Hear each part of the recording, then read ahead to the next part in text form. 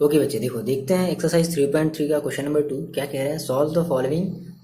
ये आपके पास दो इक्वेशन दिए गए हैं, 2x plus 3y is equal to 11 and 2x minus 4y is equal to minus 24 and hence find the value of m। आपको m की वैल्यू फाइंड आउट करनी है for which y is equal to m x plus 3। देखो पहली चीज़ क्या कह रहा है, सबसे पहला तो आप अपनी इस क्वेश्चन को अपनी कॉपी में लिख लो। आपके पास बुक हो ना हो कोई टेंशन नहीं, मैं आपको यहाँ पे सारे क्वेश्चन जो है वो आपको यहाँ पर दिखाई देंगे स्क्रीन पर, ठीक है ना। आपके पास बुक है नहीं है कोई टेंशन वाली बात नहीं। देखो क्या करना है, हमें सॉल्व करना है। तो कह रहा है कि 2x plus 3y equal to 11 and इसको तो सबसे पहले आप क्या कर लो, इसको सॉल्व कर लो, है ना। तो सॉल्व करोगे तो सॉल्व करने पर आपको क्या मिलेगी, x एंड y की वैल्यू मिलेगी। ओके देन अब जो x और y की जो भी आपको वैल्यू मिली है उस वैल्यू को आप इस ये जो एक रिलेशन है y is equal to x plus 3 का ये जो रिलेशन है, आप इसमें x एंड y की वैल्यू को पुट कर दो। तो आप x की वैल्यू रखोगे, y की वैल्यू रखोगे तो क्या यहाँ से निकल जाएगी, यहाँ से m की वैल्यू मिल जाएगी। क्लियर है, कॉन्सेप्ट क्लियर हुआ। तो आप वीडियो को पॉज करो और एक बार ट्राई करो। देखो कैसे आपने किया। तो भाई मैंने कहा मेरे पास गिवन है, क्या गिवन है, मेरे पास दो इक्वेशंस गिवन है, क्या 2x plus 3y is equal to 11। ये मान लो हमने इक्वेशन नंबर फर्स्ट मान लिया, ठीक है। एंड सेकेंड इक्वेशन भी मेरे पास गिवन है, क्या है 2x minus 4y is equal to minus का 24। ही मेरे पास है सेकेंड इक्वेशन। अब हम क्या करते हैं, सेम मान लो अभी हम फिलहाल एक्सरसाइज 3.3 में है। जब मान लो अगर आपको यही क्वेश्चन अगर सेम अगर एग्जाम में आ जाए तो आपके पास कोई बाउंडेशन नहीं रहेगा। आप इसे चाहो तो सब्स्टिट्यूशन मेथड से करो, एलिमिनेशन मेथड से करो, क्रॉस मल्टीप्लिकेशन मेथड से करो, कोई बाउंडेशन नहीं है। बट फिलहाल अभी हम सब्स्टिट्यूशन मेथड को सीख रहे हैं तो हम इसे सब्स्टिट्यूशन मेथड से ही सॉल्व करेंगे, है ना। देखो वैसे हम इसे एलिमिनेशन मेथड से बहुत इजीली सॉल्व कर सकते थे, क्लियर है। तो हम इसे क्या करते हैं, हम इसे सब्स्टिट्यूशन मेथड से सॉल्व करते हैं। तो हमने कहा सर फ्रॉम इक्वेशन फर्स्ट, तो क्या हो जाएगा 2x plus 3y is equal to 11, ठीक है। अब यहाँ से क्या कर लो, आप यहाँ से x की जो है वो वैल्यू निकाल लो y के टर्म में। तो आपने कहा sir 2x is equal to 11 minus का 3y, so x is equal to 11 minus का 3y अपॉन का 2। ये आपका आ गया, मान लो इक्वेशन नंबर थर्ड आ गया। क्लियर है इतनी बातें। हम क्या करने वाले हैं, हम x की वैल्यू को सब्स्टिट्यूट करने वाले हैं इक्वेशन 2 में, है ना। तो substitute value of x in equation second, ठीक है।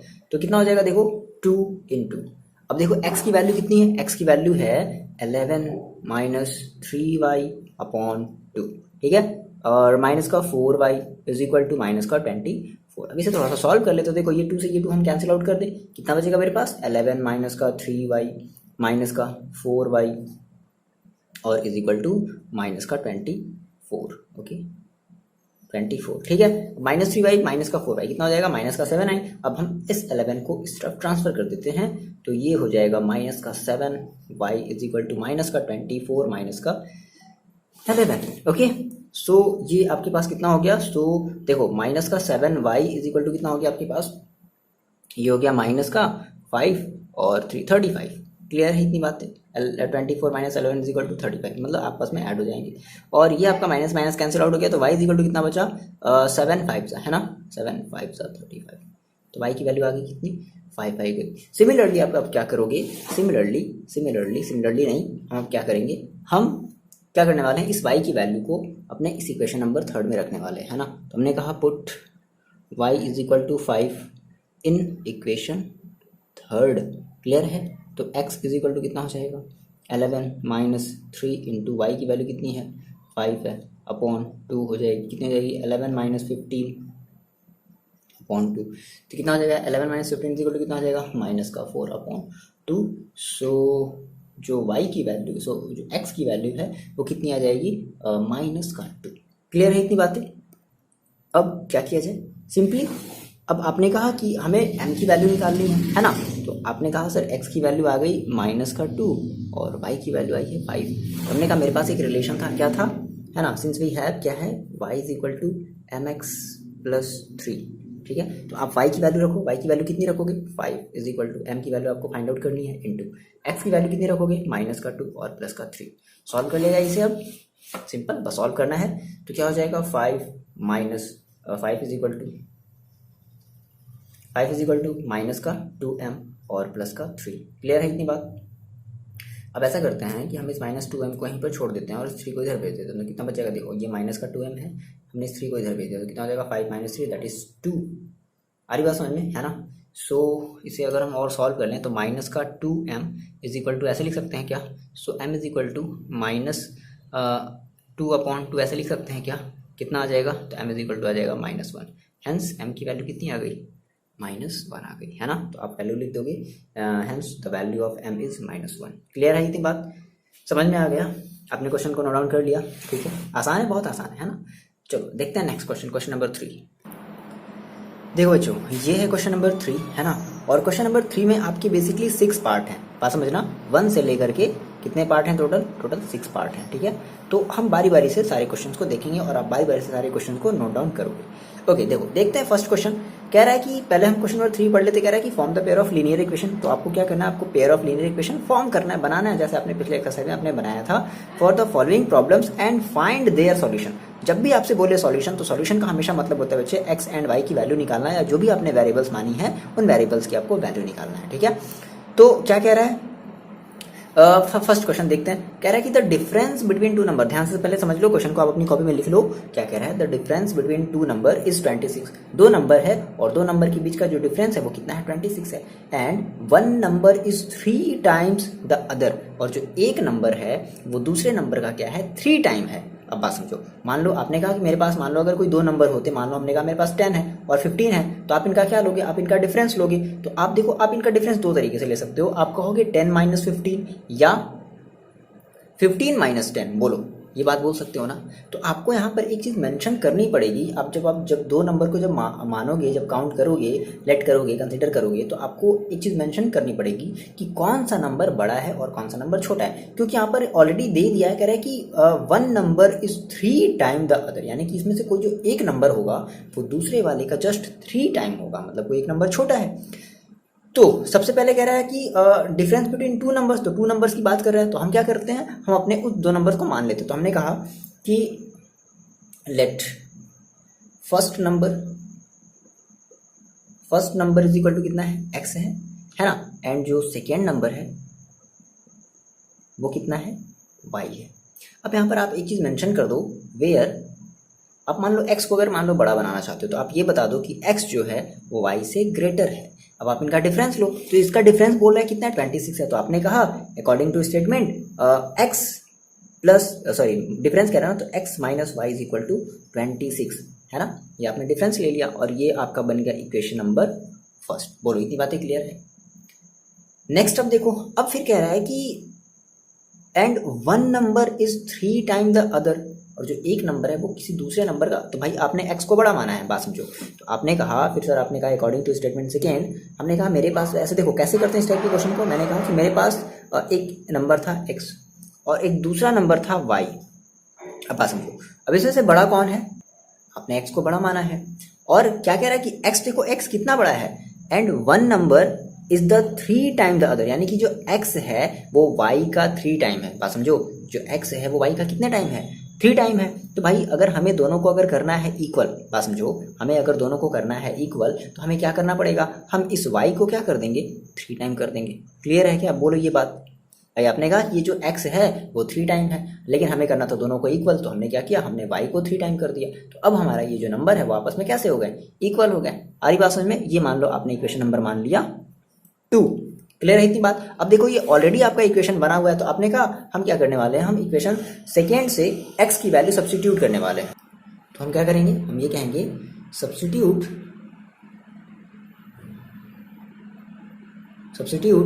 वैल्यू ऑफ x, है ना? वैल्यू ऑफ x, है ना? किस में रखने वाले हैं? इन इक्वेशन फर्स्ट में रख देते हैं। तो कितना हो जाएगा देख लो। तो फर्स्ट मेरे पास क्या है? x की वैल्यू कितनी रखनी है? 3y minus y is equal to 26। So 2y is equal to 26। So y is equal to कितना हो जाएगा? 13। तो y की वैल्यू कितनी आ गई? 13 आ गई। क्लियर है इतनी बात? अब क्या करें? y की वैल्यू तो आपको निकल गई, है ना? आप क्या करोगे? अब आप इस y की वैल्यू किसी भी एक इक्वेशन, मान लो आपने कहा इक्वेशन सेकेंड में रख देते हैं, है ना? तो put y is equal to 13 in equation second. बस आपको ये प्रैक्टिस करना है घर पे बहुत सारा, ठीक है? तो रख दो आप। तो आपने कहा sir x is equal to 3 into 13, कितना आ जाएगा? x इज इक्वल टू 13 3 39, ठीक है? तो x की वैल्यू कितनी आ गई? 13 आ गई। आ रही बात समझ में? तो हम क्या कर देंगे, हैंस क्या करता है, फाइंड देम। फाइंड देम करने का मतलब क्या है कि वो नंबर फाइंड आउट करो, तो हम कह देंगे हैंस फर्स्ट नंबर, है ना, फर्स्ट नंबर कितना है 39 है, एंड जो सेकेंड नंबर है हमने जो माना है, सेकेंड नंबर जो हमारा है होगा वो कितना होगा, वो होगा 13। ये हमारा हो जाएगा छोटा सा प्यारा सा आंसर। क्लियर है इतनी बातें, बताओ। ठीक है, नेक्स्ट क्वेश्चन की तरफ बढ़ा जाए। थर्ड का हमने फर्स्ट कर लिया, अब हम बात करते हैं थर्ड का क्वेश्चन नंबर सेकेंड। ठीक है, देखो जी, ये है आपका क्वेश्चन नंबर थर्ड का क्वेश्चन नंबर सेकेंड, है ना, थर्ड का सेकेंड पार्ट। क्या कह रहा है, the larger of to supplementary angles exceeds the smaller by 18 degree, find them. तो सबसे पहले आपको सप्लीमेंट्री एंगल्स के बारे में पता होना चाहिए। अब जिन बच्चों को पता है अच्छी बात है। देखो, सप्लीमेंट्री एंगल्स का मतलब क्या होता है कि ऐसे दो एंगल है ना, ऐसे दो एंगल जिनको आपस में अगर हम ऐड कर दें, है ना, तो उसकी जो वैल्यू है वो कितनी आ जाए, 180 डिग्री आ जाए, तो ऐसे एंगल को हम कहते हैं सप्लीमेंट्री एंगल कहते हैं। क्लियर हुआ? तो कह रहा है कि एक हमारा लार्जर एंगल है और एक हमारा स्मॉलर है, तो हम लेट कर लेते हैं क्या कि हमारा जो लार्जर एंगल है, लेट जो एक लार्जर एक बड़ा है ना, मान लो हमने कह दिया कि एक हमारे पास है एक भी है, हम ए भी नहीं मानते, हम एक्स वाई मानते हैं, तो हमने कर दिया क्या कि let larger angle is equal to x degree है, भाई एंगल है तो डिग्री में लेंगे, और जो स्मॉलर एंगल है, ठीक है, स्मॉलर एंगल है वो कितनी है, वाई डिग्री है। क्लियर है इतनी बात? अब देखो, अब कह रहा है कि इनका जो सम है, भाई आपको पता है, वो बोल नहीं रहा, वो कह रहा है कि वो बस बोल रहा है कि सप्लीमेंट्री एंगल। तो जैसे ही उसने बोला सप्लीमेंट्री एंगल, तो आपको खुद का दिमाग लगाना पड़ेगा कि अच्छा सप्लीमेंट्री एंगल है, इसका मतलब है कि अगर हम इन दोनों को अगर ऐड करते हैं तो इसका जो सम है वो 180 डिग्री आता है, ठीक है ना। तो हमने कहा कि x plus y is equal to 180 degree. क्यों हम ये कर रहे हैं? क्योंकि हमें ये पता है कि sum of supplementary angle is equal to जो होते हैं वो 180 डिग्री होता है। ये हमने मान लिया, इक्वेशन नंबर फर्स्ट मान लिया। अब देखो, अब सेकेंड स्टेटमेंट जो सेकेंड इक्वेशन है वो कैसे बनेगा, तो उसके लिए देखो कह रहा है कि जो लार्जर एंगल है ना, the larger of to supplementary angle exceeds the x smaller. तो जब भी अगर बात करेगा एक्सीड्स की, है ना, तो मतलब कि आप समझ लेना कि वहां पर वो ऐड करने की बात कर रहा है। देखो, तो जो लार्जर जो एंगल है वो एक्सीड कर जा रहा है स्मॉलर से, कितने डिग्री, 18 डिग्री। तो मान लो हमने कहा कि मेरे पास था एक x और मेरे पास था एक y, बात यहाँ से एकदम ध्यान समझना, ठीक है। और हम ये कह रहे हैं कि हमारा जो x है वो बड़ा है, कितना बड़ा है 18 डिग्री बड़ा है, मतलब कि 18 वो इससे ज़्यादा है, 18 जो है वो ज़्यादा है इससे। तो बात समझो, अगर आपको अगर इसको अगर इक्वल करना होगा, x और y को अगर इक्वल करना होगा, तो आपको क्या करना पड़ेगा, आपको अब y में 18 को ऐड करना पड़ेगा। क्लियर है इतनी बात? बताओ भाई, हमने कहा कि हमारा जो x है वो 18 ज़्यादा है, क्योंकि क्वेश्चन कह रहा है the larger of to supplementary angles exceeds the x smaller by 18 degree. तो लार्जर कितना बड़ा है, 18 डिग्री बड़ा है, किससे, स्मॉलर से। तो अगर हमें दोनों को अगर इक्वल करना है तो हमें क्या करना पड़ेगा, हमें x is equal to y plus 18 ये करना पड़ेगा। आगे बात समझ में? ये आपने मान लिया इक्वेशन नंबर सेकेंड। अब देखो, ऑलरेडी आपको जो सेकेंड इक्वेशन है वो ऑलरेडी आपने x की वैल्यू आपने निकाल रखी है, कितनी, x is equal to y plus 18, है ना। तो हम क्या कर दें, हम इस वैल्यू को क्या कर दें, इक्वेशन फर्स्ट में पुट कर देते हैं। तो हमने कहा substitute value of x in equation first. तो क्या हो जाएगा, y प्लस 18, भाई x की जगह हमने क्या रख दिया, x की जगह हमने रख दिया y प्लस 18, ठीक है। अब देखो, प्लस एक और आपका y है ना, इज इक्वल टू 180। अब क्या कर दिया जाए, तो y इज इक्वल टू कितना हो जाएगा, 2y प्लस का 18 इज इक्वल टू कितना हो जाएगा, 100 का 80। सो 2y इज इक्वल टू कितना हो जाएगा, 180 माइनस का 18। अब इसको आप सब्ट्रैक्ट कर लो, कितना हो जाएगा ये, देखो ये हो जाएगा 2y is equal to 180 minus 18, तो कितना हो जाएगा, ये आपका हो जाएगा 18 और 2 6 1, okay 162। So y is equal to कितना आ जाएगा बच्चे, y इज इक्वल टू आ जाएगा 2 8 जा और 1 जा, ठीक है, 81 डिग्री। तो y की वैल्यू आपने कितनी निकाली, 81 डिग्री निकाल ली, मतलब कि जो स्मॉलर एंगल है वो 81 डिग्री है। अब आप क्या करना है, आपको x की वैल्यू निकालनी है। तो x की वैल्यू निकालने के लिए आप इस y की वैल्यू को इस वाले थर्ड वाले इक्वेशन में रख दो। तो हमने कहा सर ठीक है रख देते हैं, तो हमने कहा put y is equal to 81 degree in equation second, है ना, सेकेंड ही तो इक्वेशन है। तो x इज इक्वल टू कितना हो जाएगा, y की वैल्यू कितनी है, 81 है, कितनी है y की वैल्यू 81 और प्लस 18, है ना, 18 है, तो कितना हो जाएगा 9, और ये आपका हो जाएगा, कितना हो गया 9, 99, तो बड़ा आसान है, ठीक है, कितना आ गया 99। तो आपने कहा हैंस, लिख दो फाइनली कि जो हमारा जो एंगल है ना, हैंस द एंगल्स आर कौन कौन सा एंगल्स है, एक हमारा 99 डिग्री है और एक हमारा 81 डिग्री है, ये हमारा फाइनल आंसर हो जाएगा। बहुत आसान है। चलो देखते हैं क्वेश्चन नंबर थर्ड का थर्ड पार्ट। ओके, बहुत आसान है, नोट डाउन करो जल्दी से। तो ये है आपका थर्ड का क्वेश्चन नंबर थर्ड, देख लो एक बार अपने इस क्वेश्चन को अपनी कॉपी में लिख लो। लिख लिया, वीडियो पॉज करके लिख लिया। देखो क्या कह रहा है, the coach of cricket team buy 7 bats and 6 balls, ठीक है, 7 बैट एंड 6 बॉल खरीद रहा है फॉर रुपए 3800। ओके, लेटर बाद में शी बाइज, अच्छा कोई लड़की कैप्टन है, ठीक है, कोच है, she buys 3 bats and 5 balls for 1750 रुपए। बाद में फिर उसने 3 बैट्स और खरीदी और 5 बॉल्स और खरीदी, और उन टोटल जो कॉस्ट आया 3 बैट्स एंड 5 बॉल्स का, उसका जो कॉस्ट आया वो आया 1750 रुपीज आया। कह रहा है कि find the cost of each bat and each ball, यानी कि आपको एक बैट की और एक बॉल की जो आपको जो वैल्यू है वो बतानी है। तो बड़ा आसान है, सबसे पहले आपने अपने क्वेश्चन को अपनी कॉपी में लिख लिया। अब देखो, तो हमने कहा कि सर लेट कर लेते हैं क्या, कॉस्ट ऑफ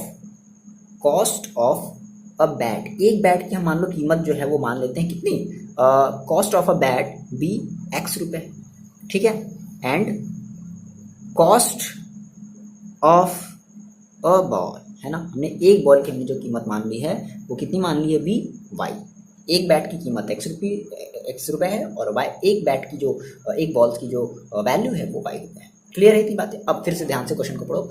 तो उसने कितने बैट्स खरीदे भाई, उसने 7 बैट्स खरीदे। तो ये बताओ, अगर एक बैट की कॉस्ट अगर x रुपए है तो 7 बैट की कॉस्ट कितनी होगी, 7x। अगर एक बॉल की कॉस्ट अगर y रुपए है तो 6 बॉल की कॉस्ट कितनी होगी, 6y। एंड जब टोटल जब दोनों को ऐड किया गया तो उसकी वैल्यू कितनी है, 3800 रुपीज़, है ना। तो हमने कहा अकॉर्डिंग टू क्वेश्चन, ये आपको लिखना पड़ेगा थोड़ा सा, अकॉर्डिंग टू क्वेश्चन क्या कहा हमने, देखो हमने कहा 7 बैट्स है that is 7x plus 6 balls है that is 6y is equal to इनका जो कॉस्ट है, पूरे का जो कॉस्ट आया वो कितना आया, 3800 रुपीज़। और ये हमने मान लिया कि हमारा इक्वेशन नंबर है फर्स्ट। इतनी बात क्लियर है क्या। अब देखो नेक्स्ट, अगर हम अपने सेकेंड वाली स्टेटमेंट की बात करें, लेटर शी बाइज 3 बैट्स। अब 3 बैट्स है तो 3 बैट्स का कॉस्ट कितना हो जाएगा, x रुपए के हिसाब से 3x, है ना, प्लस फिर उसने 5 बॉल्स खरीदे तो 5y रुपए कॉस्ट हो जाए, और टोटल जो कॉस्ट दिया है वो कितना, उसको कितना देना पड़ा कोच को, 1750 रुपए जो है वो उस दुकानदार को फिर से बाद में देने पड़े। ये हमारा इक्वेशन नंबर बन गया सेकेंड। सेम वही काम फिर से करेंगे, हम क्या करेंगे, हम सॉल्यूशन मतलब हम क्या करेंगे, हम किसी एक की वैल्यू किसी दूसरे की वैल्यू में हम पुट करेंगे। तो हमने कहा मान लो कि हम ले लेते हैं फ्रॉम इक्वेशन फर्स्ट से ले लेते हैं, ठीक है ना। देखो ओके, तो ऐसा करते हैं कि हम फर्स्ट से ले लेते हैं। देखो ये थोड़ा सा लंबा जाने वाला है कैलकुलेशन, देखो ध्यान से समझना, है ना। तो हमने कहा फ्रॉम इक्वेशन फर्स्ट, तो क्या हो जाएगा sir, from equation first 7x, हम x की वैल्यू निकाल रहे हैं मान लो, है ना, 7x is equal to 3800 minus का 6y। So x is equal to कितना हो जाएगा, 3800 माइनस का 6y अपॉन का 7। बोलो इतनी बात समझ में आ रही है। हमने मान लिया इक्वेशन नंबर थर्ड, क्लियर है। अब हम क्या कर रहे हैं, अब हम इस x की वैल्यू इस सेकेंड इक्वेशन में पुट कर देते हैं, है ना। तो क्या हो जाएगा, फ्रॉम इक्वेशन सेकेंड, है ना, पुट x, ठीक है, जो भी x की वैल्यू आप उसको पुट करोगे तो देखो क्या मिलेगा, ध्यान समझना एकदम। तो 3 की जगह 3 छोड़ देते हैं इनटू सॉरी, देखो x की वैल्यू कितनी रखनी है, x की वैल्यू हमें रखनी है 3800 माइनस का 6y अपॉन 7, ठीक है, और माइनस का 6 सॉरी 3 इंटू एक्स प्लस होगा, है ना, क्या होगा, प्लस होगा, ठीक है। तो plus 5y is equal to 1750। Clear है इतनी बातें। अब देखो, अब इसे करना पड़ेगा थोड़ा सा सॉल्व। ओके कोई बात नहीं, 3 का आपको मल्टीप्लाई करना ही पड़ेगा क्योंकि 7 हमारा यहाँ से कॉमन है, हाँ ओके ठीक है। तो आपको 3 का जो है वो मल्टीप्लाई जो है वो करना ही पड़ेगा। तो 3 का मल्टीप्लाई कर देते हैं इसमें, तो कितना हो जाएगा, 0 0 और 24 2 3 3 9 2 11, ठीक है। और माइनस का ये कितना हो जाएगा, ये आपका हो जाएगा 6 3 18 वाई, ओके, अपॉन 7। क्लियर है इतनी बात। आगे क्या है, प्लस का 5y और इज इक्वल टू 1750। अब यहाँ पे देखो थोड़ा सा हम चीज़ों को कैटेगराइज करते हैं। कैसे, ये बेसिकली हमारे कांस्टेंट है, मतलब हम क्या करने वाले हैं, देखो हम ये करने वाले हैं 11400 अपॉन 7 माइनस 18y अपॉन 7। बोलो ये चीज़ कर सकते हैं क्या, प्लस का 5y इज इक्वल टू 1750। थोड़ा सा हमने कैटेगराइज कर दिया, मतलब हमने वाई को हमने एक साथ रख दिया और हम इसको अब इधर भेज देंगे, है ना। तो हमने कहा सर यहाँ पे मेरे पास क्या बचा, दिख रहा है आपको, माइनस का 18y और अपॉन 7 और प्लस का 5y इज इक्वल टू 1750 और माइनस का 11400 और डिवाइडेड बाई 7। क्लियर है इतनी बात। अब देखो ओके, अब देखना यहाँ पे ये इतनी बातें पहले आप यहाँ तक आप पहले बातें नोट डाउन कर लो। कर लिया नोट डाउन। ओके देखो ध्यान समझना, यहाँ पे मैं कहा सर मेरे पास जो है कुछ ऐसा हो गया क्या, 18 माइनस का 18 है ना। अब देखो हम क्या करने वाले हैं, हम इसका जो डेनोमिनेटर है वो सेम करने वाले हैं। कैसे, मैंने कहा कि माइनस का 18 वाई और प्लस का 35 है ना, 5 7 जा 35 y upon 7 is equal to ये कितना हो जाएगा, इसका भी हम डेनोमिनेटर सेम कर दें क्या, या फिर ये कट जाएगा क्या, नहीं कटने वाला तो है नहीं, कट जाएगा क्या 7, नहीं कटने वाला, ठीक है। तो ओके ठीक है, हम इसका डेनोमिनेटर जो है वो सेम कर देते हैं, है ना। तो कितना हो जाएगा इसका, आप 7 में क्या कर लो, देखो जैसे आपने कहा यहाँ पर कुछ नहीं तो 1, आपको इसका डेनोमिनेटर क्या करना पड़ेगा, सेम करना पड़ेगा। तो आपको क्या करना है, आपको इसको 7 से इसमें क्या करना है, मल्टीप्लाई करना है। तो आप अगर इसमें मल्टीप्लाई करोगे 7 से तो कितना हो जाएगा, ये हो जाएगा आपका 1 मिनट 0 और 35 7 7 49 और 3 कितना हो जाएगा 52, 2 कैरी है 5 7 और 5 कितना हो जाएगा 12, ठीक है।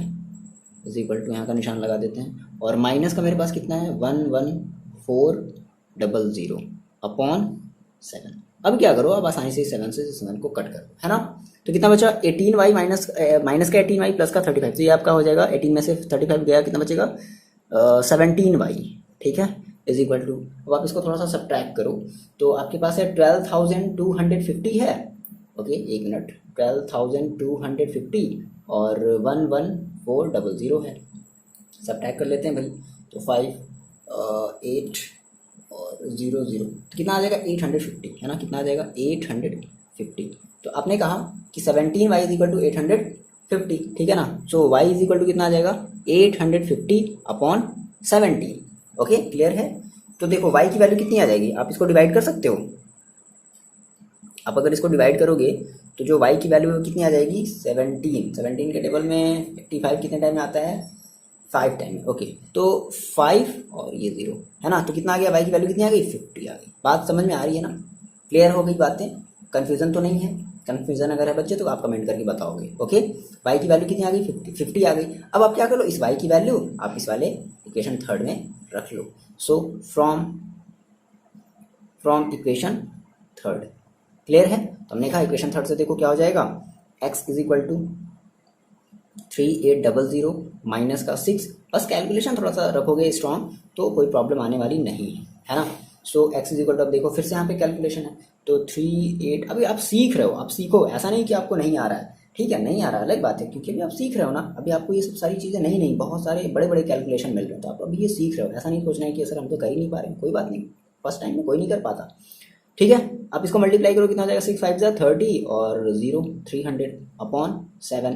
तो 3800 में से 300 आप सब्ट्रैक्ट कर दोगे तो कितना आ जाएगा, ये आपका आ जाएगा लगभग 300 हमने हटा दिया तो हमने 3500 बचेगा, ठीक, और अपॉन 7 5 जा 35 और 00 कितना आ गया, x की वैल्यू कितनी आ गई, x की वैल्यू आ गई 500, ओके क्लियर है। तो यानी कि जो कॉस्ट ऑफ बैट है है ना। आप क्या लिख दोगे, फाइनली आंसर लिख दिया गया, cost of 1 bat. Finally answer आपका क्या हो जाएगा, hence cost of a bat is कितने रुपए का है, 500 रुपये का है। और and cost of A ball, ball की जो कॉस्ट है वो कितनी है, इज कितने रुपए की है, वो 50 रुपए की है। क्लियर है, तो ये आपका छोटा सा आंसर है ना, बहुत आसान है। चलो क्वेश्चन नंबर देखते हैं थर्ड का फोर्थ। देखो बच्चे, ये है क्वेश्चन नंबर थर्ड का क्वेश्चन नंबर फोर्थ, है ना, थर्ड का फोर्थ पार्ट है। मोस्ट इंपॉर्टेंट क्वेश्चन है, बहुत ही आसान है, बहुत ही ईजी है, ठीक है। देखो सबसे पहले आप वीडियो को पॉज करके इस क्वेश्चन को अपनी कॉपी में लिख डालो। लिख लिया, वीडियो पॉज करके लिख लिया। देखो क्वेश्चन को पढ़ते हैं और समझते हैं, ध्यान से समझना, ठीक है।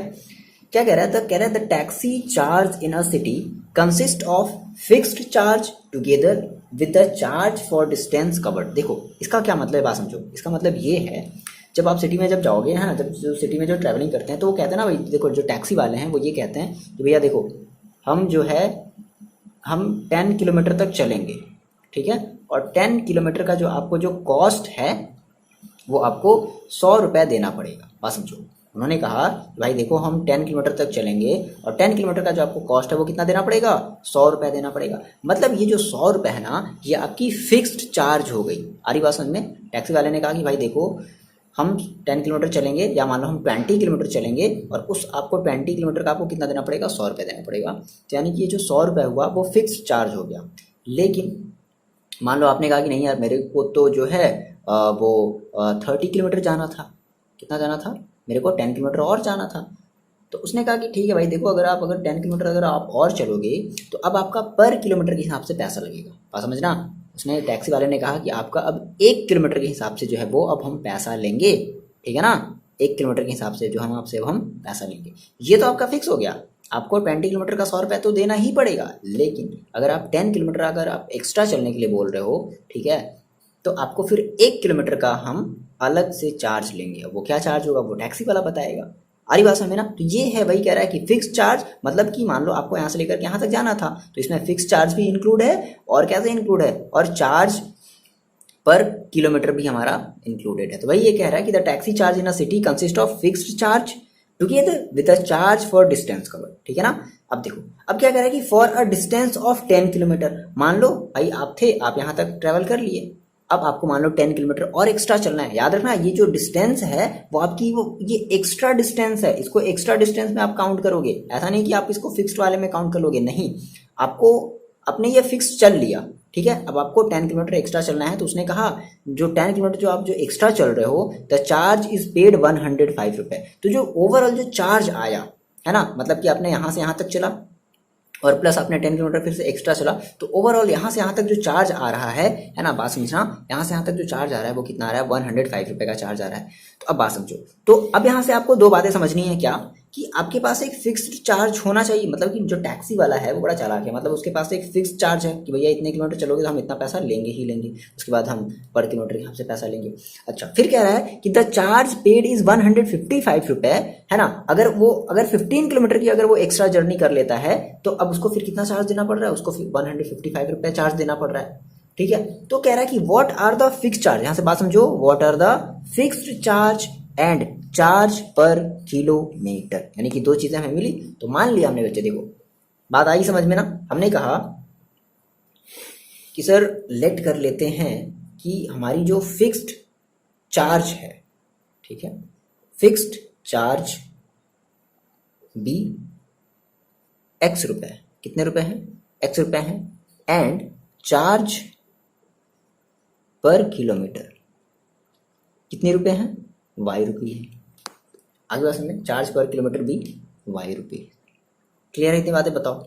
अब देखो टैक्सी वाले को, अब हम फिर से अब देखो समझते हैं। उसने कहा कि अच्छा आपने 10 किलोमीटर एक्स्ट्रा चला है, देखो अब मान लो मैंने कहा कि भाई हमें कुछ डिस्टेंस हमने ट्रैवल करनी थी, और उसने कहा कि आपकी मतलब देखो हमने फिक्स डिस्टेंस, मान लो हमने यहाँ से यहाँ तक हमने फिक्स डिस्टेंस हमने ट्रैवल कर ली, तो हमें फिक्स डिस्टेंस का प्लस हमने जो भी एक्स्ट्रा हम कितना चल रहे हैं 10, फर्स्ट वाले स्टेटमेंट की अगर आप अकॉर्डिंग देखो तो फर्स्ट वाले में हम कितना चल रहे हैं एक्स्ट्रा, हम एक्स्ट्रा 10 किलोमीटर चल रहे हैं। और अगर 1 किलोमीटर का चार्ज, बात समझना, अगर 1 किलोमीटर का चार्ज अगर y रुपए है तो 10 किलोमीटर का चार्ज कितना होगा, 10y होगा। क्लियर है बात, बताओ। अच्छा, और फिक्स यहाँ से यहाँ तक का जो फिक्स चार्ज था वो कितना था, वो x था, और यहाँ से यहाँ तक का जो चार्ज हो गया वो कितना हो गया, वो हो गया 10y, और टोटल मिलाकर के कॉस्ट आपका कितना हो गया 105 रुपए। आगे बात में तो हमने कहा अकॉर्डिंग टू क्वेश्चन क्या हो जाएगा, देखो x plus 10y is equal to 105। हाँ जी बताओ, इसमें कोई प्रॉब्लम है? प्रॉब्लम तो आप कमेंट करके बताओ, बहुत आसान है, कोई प्रॉब्लम नहीं होनी चाहिए। देखो आपने कहा कि हमने एक फिक्स डिस्टेंस हमने चल लिया जिसका हमने उसको x रुपए दे दिया, ठीक है। अब हमें 10 किलोमीटर एक्स्ट्रा चलना था तो हमने अब वो कहा कि नहीं हम ऐसे नहीं लेंगे, हम 1 किलोमीटर का y रुपए लेंगे, तो 10 किलोमीटर का कितना 10y, तो x plus 10y is equal to उसको हमें टोटल कितना देना है 105 रुपए। फिर मान लो कोई एक दूसरी कंडीशन आई, एक दूसरा कोई जो टैक्सी ड्राइवर था या फिर कोई दूसरा जो सवारी था उसको अब 10 किलोमीटर एक्स्ट्रा नहीं चलना था, उसको यहाँ से लेकर के यहाँ तक मान लो 15 किलोमीटर जो है वो एक्स्ट्रा चलना था। तो अब ये बताओ यहाँ से यहाँ तक तो वो फिर से कितना लेगा, यहाँ से यहाँ तक तो वो x रुपए लेगा। अब यहाँ से यहाँ तक का मान लो वो कितना लेगा, यहाँ से यहाँ तक का फिर से मान लो अगर वो 1 किलोमीटर का अगर y रुपए लेता है तो 10 किलोमीटर का वो 15 किलोमीटर का वो कितना लेगा 10y। तो आपने कहा सेकेंड जो स्टेटमेंट हो जाएगा वो कितना हो जाएगा, वो x plus 15y is equal to कितना ले रहा है टोटल चार्ज 155 मिले। अब हम इन दो इक्वेशन को सॉल्व करके वही काम x y की वैल्यू फाइंड आउट करेंगे, है ना। तो हमने कहा फ्रॉम इक्वेशन फर्स्ट, क्या आ जाएगा इक्वेशन फर्स्ट से, तो देखो हम ऐसा करते हैं इक्वेशन फर्स्ट से हम x की वैल्यू निकाल लेते हैं। तो x is equal to 105 minus का 10y, ये हमारा बन गया इक्वेशन नंबर थर्ड। हम क्या कर देते हैं, सब्स्टिट्यूट कर देते हैं, सब्स्टिट्यूट x है ना इन कौन से वाले में, सेकेंड, इन इक्वेशन सेकेंड, ठीक है। पुट कर दिया जाए, वैल्यू x की वैल्यू रख दी जाए, तो देखो कितना हो जाएगा, x की वैल्यू है 105, ध्यान से यहाँ पे समझना, x की वैल्यू कितनी है 105 माइनस का 10y और प्लस का 15y is equal to 155। Clear है। तो माइनस का 10y प्लस का 15y कितना हो जाएगा 5y, और ये 105 को इधर भेज दो तो ये हो जाएगा 155 और माइनस का 105, तो ये कितना हो जाएगा 5y is equal to 155 minus का 105, तो आपका ये कितना हो जाएगा 50। ओके, तो y इज इक्वल टू कितना आ गया 50/5 दैट इज 10 रुपीज। तो एक यानी कि चार्ज पर किलोमीटर जो है ना वो कितना ले रहा है, चार्ज पर किलोमीटर वो ले रहा है 10 रुपीज। अब बात समझना है, यहाँ से आपने x की अपने y की वैल्यू निकाल ली है ना, तो अब आप किसकी वैल्यू निकाल सकते हो, अब आप इस x की वैल्यू निकाल सकते हो। तो आपने कहा put y is equal to 10 in equation third, रख दिया जाए। तो थर्ड हमारा ये है, क्या है, x is equal to 105 minus 10 into y की वैल्यू कितनी है 10, ठीक है। तो कितना आ गया, तो बहुत ज़्यादा कम है यार, लगभग x इज इक्वल टू 105 बहुत कम आ रहा है 100। एक मिनट आंसर चेक कर लेते हैं, x इज इक्वल टू कितना आ गया 5 रुपीज़। अच्छा, फिक्स चार्ज है 5 रुपये, एक मिनट, हाँ ठीक है, चलो ठीक है ना। तो ये हमारा क्या हो गया, फिक्स चार्ज हमारा हो गया कितना 5 रुपीज़, और जो हमारा चार्ज पर किलोमीटर जो है वो कितना है 10 रुपीज़। आगे बात समझ में क्लियर है, ये बातें लिख लिया जाए इनको। देखो इन्हें हम हटाते हैं, हटा दिया जाए ना। ओके,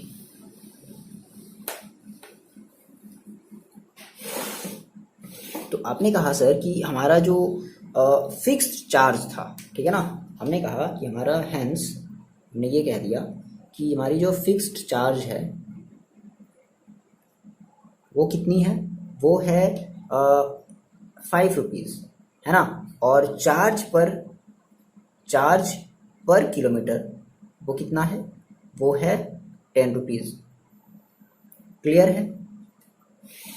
अब देखो, अच्छा इसमें एक क्वेश्चन और कह रहा था कि हाउ मच, एक क्वेश्चन आपका और है कि how much does a person have to pay for travelling a distance of 25 kilometre. बात समझना, अब वो एक्स्ट्रा कितना ट्रैवल कर रहा है 25, बात समझो, यानी कि उसने पहले फिक्स चार्ज दे दिया होगा कितना, है ना, तो उसने पहले हम ये लिख रहे हैं कि चार्ज फॉर 25 किलोमीटर। ओके, तो देखो उसने पहले फिक्स डिस्टेंस का उसने चार्ज दे दिया x रुपए, प्लस अब उसमें एक्स्ट्रा कितना चल रहा है 25, तो अगर 1 किलोमीटर का वाई रुपया तो 25 किलोमीटर का कितना होगा 25 वाई होगा। एक्स की वैल्यू कितनी आई है 5 प्लस 25 इंटू वाई की वैल्यू कितनी है 10, कितना आ जाएगा 5 प्लस 250, तो आपका ये हो जाएगा 255 रुपीज़, ये आपका हो जाएगा टोटल उसका चार्ज। क्लियर है इतनी बातें? चलो देखते हैं नेक्स्ट क्वेश्चन। देखो बच्चे ये है आपका क्वेश्चन नंबर 3 का 5th पार्ट। क्या कह रहा है, बहुत ही क्वेश्चन आसान है। सबसे पहले आप इस क्वेश्चन को अपनी कॉपी में नोट डाउन कर लो। कर लिया?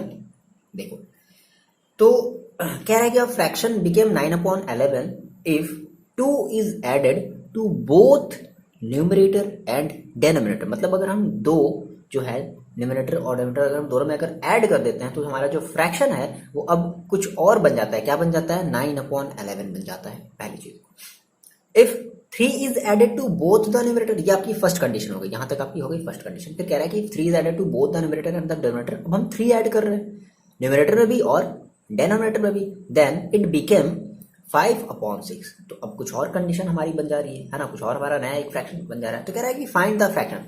तो आप मेरे को ये बताओ चाहिए कि जो फ्रैक्शन होता है वो बनता है किससे है, ठीक है। तो फ्रैक्शन के लिए क्या चाहिए होता है, न्यूमरेटर एंड अपॉन डेनोमिनेटर, यही तो होता है। तो हमने लेट कर लिया कि जो न्यूमरेटर है ना, जो न्यूमरेटर है इज इक्वल टू मान लो x मान ले, और जो डेनोमिनेटर है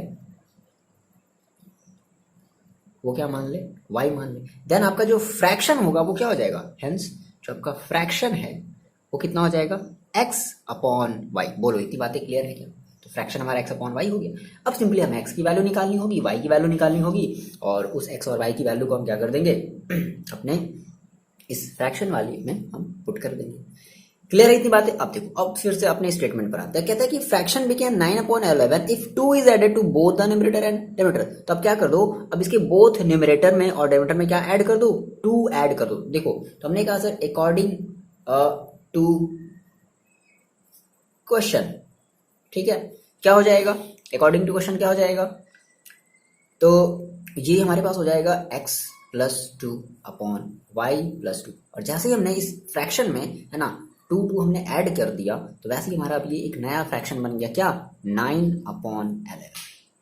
क्लियर है? अब इसको हम थोड़ा सॉल्व कर लेते हैं, इक्वेशन टाइप से हम थोड़ा सा बना लेते हैं। कैसे, तो क्रॉस मल्टीप्लाई करेंगे तो देखो कितना हो जाएगा, ये हो जाएगा आपके पास 11x और प्लस का 22, और इसका इधर मल्टीप्लाई कर दिया हमने तो ये हो जाएगा मेरे पास 9x और प्लस का 18।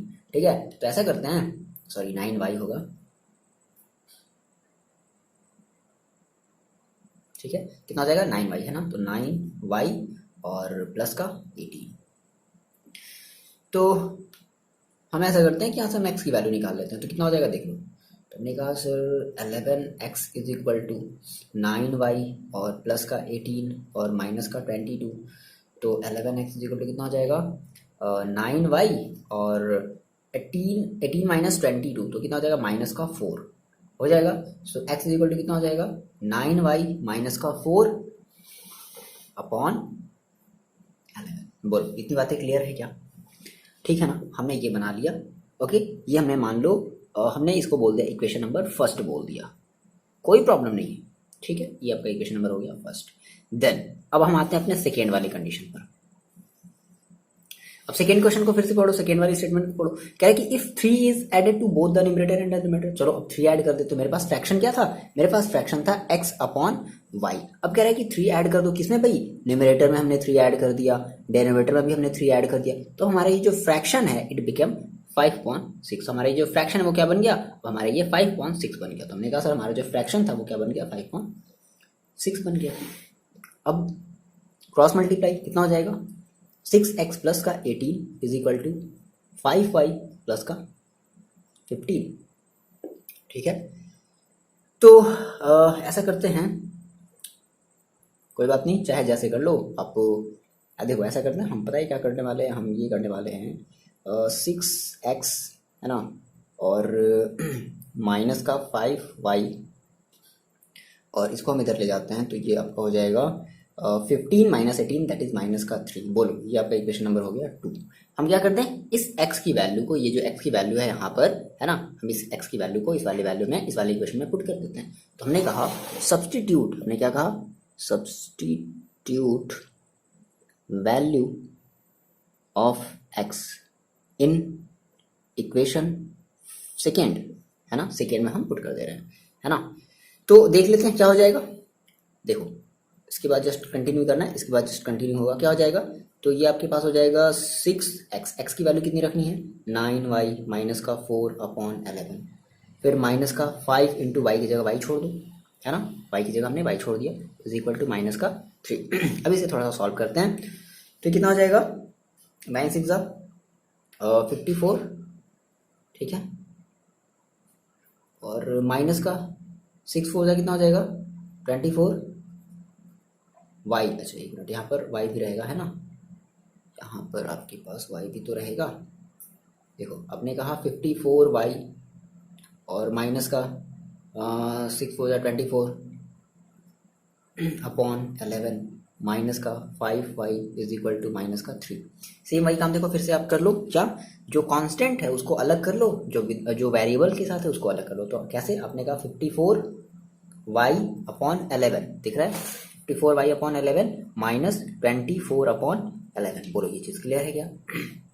माइनस का 5y is equal to minus का 3। तो इस माइनस का 24 अपॉन 11 को इस तरफ भेज दिया जाए तो कितना हो जाएगा, ये आपके पास हो जाएगा 54y अपॉन 11 और माइनस का 5y और इज इक्वल टू माइनस का 3 और प्लस का 24 अपॉन 11, ठीक है। देखो ये करते चलना आप, है ना, कंफ्यूज मत हो जाना सर कहाँ कहाँ क्या कैसे कैसे करती नहीं। देखो ये है देन ये है देन ये है, अब ये स्टार्ट करना है। ओके तो यहाँ से देख लें हमें इसके एलसीएम को क्या करना है, डेरिवेटिव को सेम करना है।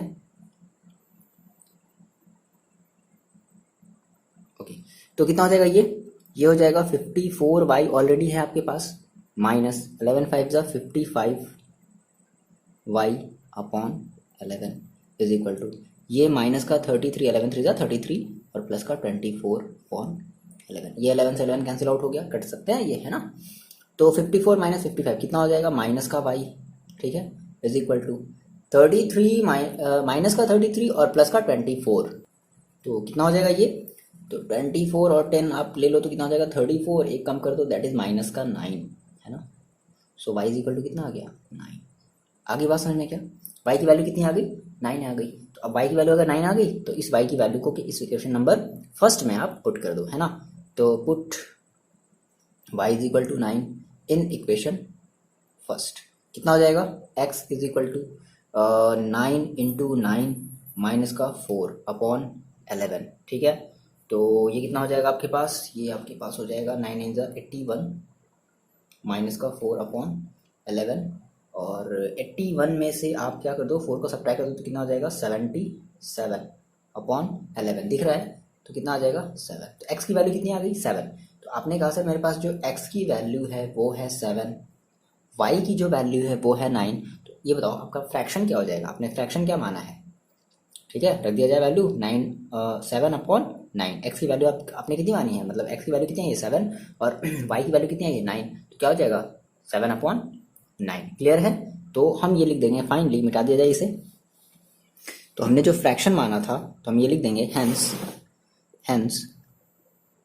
फ्रैक्शन इज इक्वल टू कितना था, x की वैल्यू कितनी थी 7, y की वैल्यू कितनी थी 9, 7 अपॉन 9। ये आपका हो जाएगा प्यारा सा छोटा सा आंसर, ठीक है। चलो देखते हैं लास्ट क्वेश्चन इस एक्सरसाइज का, लास्ट क्वेश्चन है ना, क्वेश्चन नंबर 6 थर्ड का 6 पार्ट। ओके सर ये लास्ट क्वेश्चन है ना, इस एक्सरसाइज का 3.3 का थर्ड का ये लास्ट क्वेश्चन है। पढ़ लेते हैं क्वेश्चन को, समझ लेते हैं क्या कह रहा है। ये देखो ये एज वाले क्वेश्चन है, बहुत आसान होते हैं एज वाले क्वेश्चन, है ना, ट्रस्ट करो मुझे बहुत आसान होते हैं। देखो सबसे पहले आप क्वेश्चन को अपनी कॉपी में नोट डाउन कर लो, कर लिया नोट डाउन। देखो पढ़ते हैं क्या कह रहा है, समझते हैं। 5 ईयर हेंस, देखो हेंस का मतलब होता है लेटर, है ना, वो वाला लेटर नहीं, बाद, है ना, 5 साल बाद, मतलब फ्यूचर की बात हो रही है, ठीक है ना, फ्यूचर की बात हो रही है, ध्यान समझना, फ्यूचर की बात हो रही है। The age of Jacob will be 3 times that of his son. तो जो 5 साल बाद जो जैकब की एज है वो अपने सन की एज की 3 टाइम्स हो जाएगी, है ना, फ्यूचर की बात हो रही है 5 साल बाद। फिर कह रहा है कि अब यहाँ तक आपका एक स्टेटमेंट हो गया कंप्लीट और आपके इस स्टेटमेंट से आपका एक इक्वेशन बनेगा। फिर नेक्स्ट स्टेटमेंट क्या कह रहा है कि 5 years ago, है ना, मतलब 5 साल पहले, पीछे की बात, पास्ट की बात हो रही थी, मतलब 5 साल पहले वो अपने पास्ट को याद कर रहे हैं, है ना। Jacob's age was 7 times that of his son. तो जो जैकब है, मतलब जो फादर है, वो अपने सन के एज का कितना टाइम था, वो 7 times था। जब भी याद रखना कि जब भी टाइम्स वाइम्स की बात हो, 7 times 8 times, तो हमेशा हम मल्टीप्लाई करते हैं। क्या करते हैं? मल्टीप्लाई करते हैं, है ना। अगर बोलता है एक्सीड्स, देन हम ऐड करते हैं। आ रही बात समझ में, है ना। तो ये सब चीज़ें थोड़ी सी इंपॉर्टेंट है, ये सब आप क्लास 9 में पढ़े होंगे। देखो, तो कुछ नहीं पढ़ा तो कोई बात नहीं, यहाँ पर हम चीज़ों को समझते हैं, बहुत अच्छे समझेंगे, टेंशन लेने वाली कोई बात नहीं है। तो कह रहा है कि क्या कह रहा है कि what are their present age. तो लेट कर लें भाई, जो बोला हमसे हम उसी को मान लेते हैं। हमने कहा कि let present age of Jacob, नाम भी बड़ा अजीब है, Jacob. Present age of Jacob is X year and his son,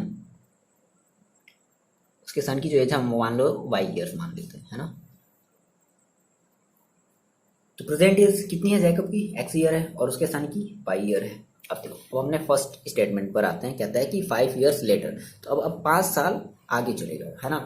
तो 5 years later, 5 साल, हम ऐसे कह रहे कि 5 साल बाद। तो 5 साल बाद देखो, अब ये बताओ, अगर आपकी, मैंने आपसे कहा कि अगर आपकी एज, अगर अभी प्रेजेंट एज जो है वो अगर 10 साल है, तो 5 साल बाद कितनी होगी? तो आप क्या करोगे? आप अपने एज में 5 ऐड कर दोगे ना। तो सेम वही काम हम यहाँ पे करेंगे कि 5 years लेटर जैकब एज, है ना, जैकब एज। तो जैकब की एज कितनी हो जाएगी? x plus 5 year। क्लियर है? बोलो। 5 years लेटर सन एज, हाँ, तो सन की एज कितनी हो जाएगी? y plus 5। बोलो, इतनी बात क्लियर है क्या? अब कह रहा है कि जब ऐसा था, ऐसा जब होगा, तो अब जो जैकब की एज है ना, जैकब की जो एज है 5 साल बाद, वो 3 times हो जाएगी उसके सन की। बात समझना, जैकब की एज 3 टाइम हो जाएगी। तो आपने कहा अच्छा सर 5 साल बाद जैकब की एज कितनी हो जाएगी? 3 times हो जाएगी। तो मान लो हमने एक तरफ इधर लिख दिया जैकब का एज, ठीक है, 5 साल बाद वाला जैकब का एज लिख दिया, और एक तरफ हमने लिख दिया उसके सन का एज। और फिलहाल मान लो अभी हम इन दोनों को क्या करना चाहते हैं? हम इन दोनों को बराबर करना चाहते हैं। तो देखो, ये बताओ कि किसकी एज ज्यादा है। क्वेश्चन क्या कह रहा है? क्वेश्चन कह रहा है कि जैकब की एज 3 times हो जाएगी, मतलब ये जो है वो 3 times हो जाएगा। तो अगर आपको दोनों को अगर बराबर करना होगा, तो आपको इसके एज को, इसके सन वाली एज को क्या करना पड़ेगा? 3 टाइम करना पड़ेगा। और जैसे ही आपके इस सन की एज को आप 3 times करोगे, तो इस सन की एज और जैकब की एज, दोनों की एज आपस में कैसी हो जाएंगी? इक्वल हो जाएंगी। बस यही फंडा, यही कॉन्सेप्ट आप अप्लाई करोगे सारे के सारे क्वेश्चन के लिए, एज वाले, है ना। क्लियर है इतनी बातें? अब इसको थोड़ा सा हम सॉल्व कर लेते हैं। तो हमने कहा sir x plus 5 is equal to 3y plus का 15। So x is equal to 3y plus का 15, सॉरी 3y प्लस का 15 और माइनस का 5। सो x इज इक्वल टू कितना हो जाएगा? 3y और प्लस का 10। ये हमारा बना इक्वेशन नंबर फर्स्ट। बोलो, इतनी बातें क्लियर है क्या? इक्वेशन फर्स्ट बन गया। अब हम आते हैं 5 years एगो। आपने क्वेश्चन लिख लिया, अब आप नेक्स्ट वाला जो स्टेटमेंट है वो देखो। कह रहा है कि 5 years एगो, 5 साल पहले, है ना, पहले की बात कर रहा है, मतलब पास्ट की इसको जो है अपनी बातें याद आ रही है। तो हमने कहा अच्छा sir 5 years later, sorry 5 years एगो, है ना। तो 5 year एगो, ठीक है, कितना हो जाएगा? तो ये बताओ जैकब की एज कितनी हो जाएगी? कितनी हो जाएगी भाई? अभी देखो, अभी जो प्रेजेंट एज है वो कितनी है? x है। तो 5 साल पहले जैकब की एज कितनी थी? x में से 5 को सब्ट्रैक्ट कर दो। बोलो, ये बात कंफ्यूज कर रही क्या? भाई मैंने आपसे कहा कि आपकी जो एज है वो अभी 12 साल है, अब 12 साल की हो। तो ये बताओ 6 साल पहले आप कितने साल के रहे होगी? तो क्या करोगी? 6 माइनस कर दोगी ना आप। अरे बात समझे ना। तो वही काम हमने यहाँ पर किया है, ठीक है। अच्छा, तो 5 years एगो जैकब की एज एंड 5 years एगो सन की एज। सन की एज कितनी हो जाएगी? तो अभी y है, तो 5 माइनस y हो जाएगी। क्लियर है? अब देखो, अब क्वेश्चन क्या कह रहा था कि 5 years ago Jacob's age was 7 times that of his son. जो जैकब की एज है वो उसके सन की एज की 7 टाइम है। मतलब, तो आपने कहा अच्छा एक तरफ हम जैकब की एज लिख लेते हैं और एक तरफ हम उसके सन की एज लिख लेते हैं। तो कौन 7 टाइम्स है? जैकब की एज 7 टाइम्स है, तो भाई हमें दोनों को करना है बराबर। तो हम इसके सन की एज को क्या कर देंगे? 7 टाइम्स कर देंगे। तो ये दोनों आपस में कैसे हो जाएंगे? इक्वल हो जाएंगे। क्लियर है बातें, है ना। ये मान लो आपका हो गया इक्वेशन नंबर सेकेंड, सिंपल, आप क्या कर लो, इस इक्वेशन फर्स्ट से x की वैल्यू 3y + 10 इस वाले इक्वेशन में पुट कर दिया जाए, रख दिया जाए। तो आप तो अब ये महारत आप इसमें हासिल कर लिए होगे, तो रख दिया जाए। तो देखो फ्रॉम इक्वेशन फर्स्ट, तो x की वैल्यू कितनी रखनी है, 3y और प्लस का 10 और ये है माइनस का 5। भाई बात समझो, ये केवल और केवल किसकी वैल्यू, ये यहाँ से आता है किसकी वैल्यू है, x की वैल्यू है। ये माइनस का 5 पहले से है, माइनस का 5 हमने लगा दिया, इज इक्वल टू इसका थोड़ा सा मल्टीप्लाई कर दो, 7y और माइनस का 35।